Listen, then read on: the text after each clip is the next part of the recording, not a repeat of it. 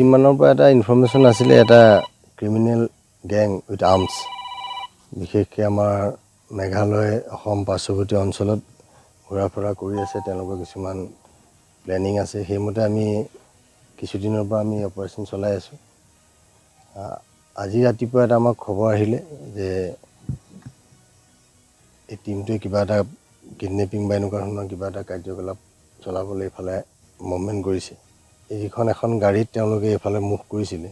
Move কৰি আমাৰ যিটো পাৰ্টি ইয়াত আছিলে তেওঁলোকক দেখা পাই তেওঁলোকে প্ৰথমতে ঘূৰিব চেষ্টা কৰিলে। যেতিয়া দেখিলে ঘূৰিব পৰা অৱস্থাত তেওঁলোক নাই, তেতিয়া তেওঁলোকে পুলিচ পাৰ্টিলৈ ফায়াৰ কৰিছিল আৰু আমাৰ পাৰ্টিৰ ৰিটালিয়েশ্যন ইন চেল্ফ ডিফেন্স আমাৰ ফালৰ পৰা ফায়াৰ হ'ল আৰু ফায়াৰ যেতিয়া বন্ধ হ'ল তেতিয়া অঞ্চলটো চাৰ্চ কৰা হ'ল, গাড়ীখনো চাৰ্চ কৰা হ'ল। গাড়ীখনৰ ভিতৰত 4টা ইনজিঅ'ৰ্ড আমি ব্যক্তি পালোঁ। তেওঁলোকক ইমিডিয়েটলি হস্পিটেললৈ আমি ৰিচিভ কৰিছোঁ। তাত তেওঁলোকক ডক্টৰে ব্লড ডেথ ডিক্লেয়াৰ কৰিছে আৰু এতিয়া চাৰ্চত আমি দেখিছোঁ 4টা পিষ্টল তাতে উদ্ধাৰ হৈছে আৰু বাকী কামখিনি এতিয়া কৰি থকা হৈছে আৰু মানুহকেইজন কোন হয় সেইখিনি চিনাক্ত কৰিব লাগিব।